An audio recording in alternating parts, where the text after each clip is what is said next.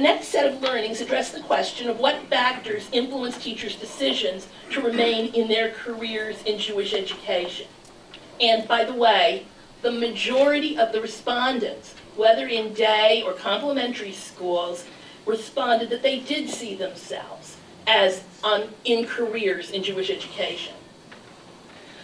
The EJSS data revealed that while the respondents to our survey felt rewarded for their efforts, by and large, these rewards, financial or otherwise, may not be enough to retain them, especially the younger ones, in the field. The good news is that more than 80% of both day and complementary school teachers who responded expressed high levels of job satisfaction. By and large, educators in both settings felt rewarded and recognized for their work and would do it all again if they were back at the start of their careers. And at the same time, neither day nor complementary school respondents perceived their positions as ripe with economic reward. Respondents indicated that salary and benefits were very important to day school educators and less important, though still relevant, to complementary school educators in terms of their decisions to remain in the field of Jewish education, but that a number of other factors were found to be equally or more important. The data suggests that a constellation of elements, both concrete and affective, some within the control of day and complementary school leaders and policymakers, and some less tangible, impact teachers' decisions to stay in the field. And what were the most salient factors entering into responding teachers' decisions to remain in the field? The work-home life balance, how the school responds to students who aren't thriving, and the support that educators receive for those students, and recognition and/or validation from the school. So where does salary fit in? The more important a teacher's salary was to his or her overall household income, the more salient it was to his or her decision-making regarding staying in the field. And as expected, because of the greater percentage of teachers working more hours, day school educators regarded salary as a more important consideration affecting their decisions to stay in the field than did their complementary school colleagues. The other part of the compensation question has to do with benefits.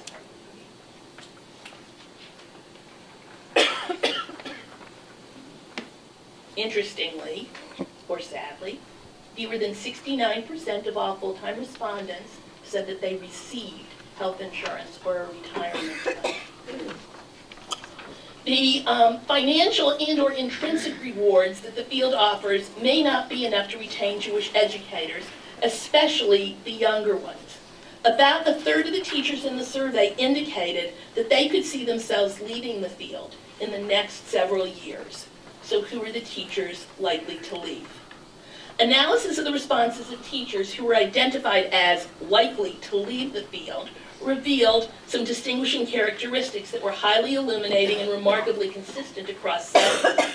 Respondents were considered likely to leave if they agreed or strongly agreed that they could imagine themselves leaving the field in the next few years, answered no to the statement, I envision spending the rest of my career in Jewish education, and were between the ages of 20 and 59.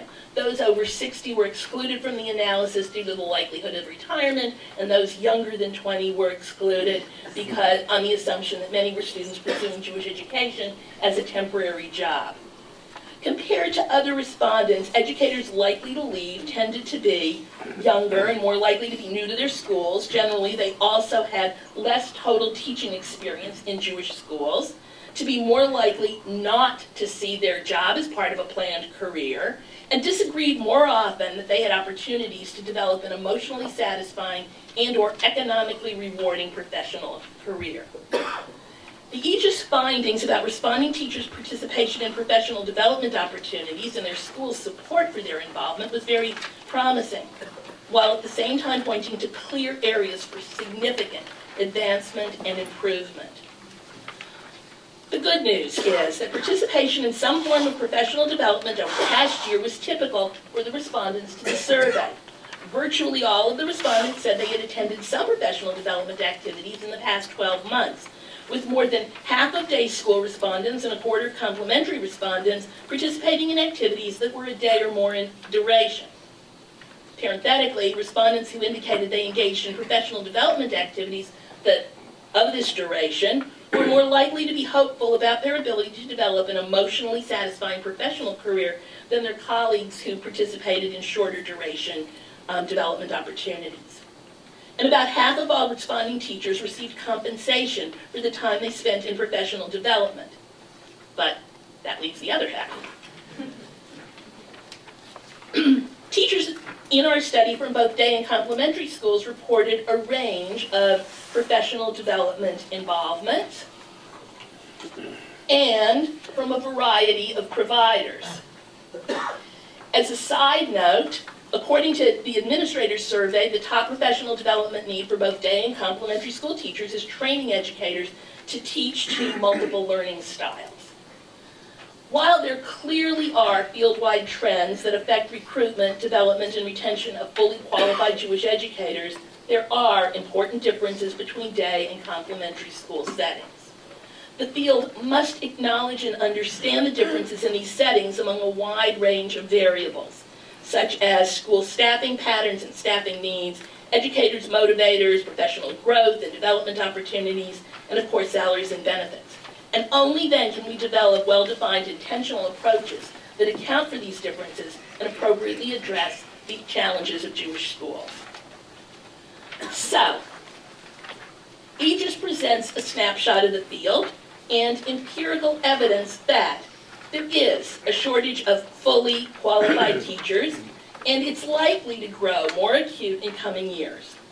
Jewish teachers are by and large highly motivated, dedicated to their work, and eager to make a difference for their students. The lack of opportunities to develop as highly skilled professional educators or to develop an emotionally and/or economically satisfying professional career are important considerations in the decisions of teachers, particularly younger ones, who say that they're likely to leave the field in coming years.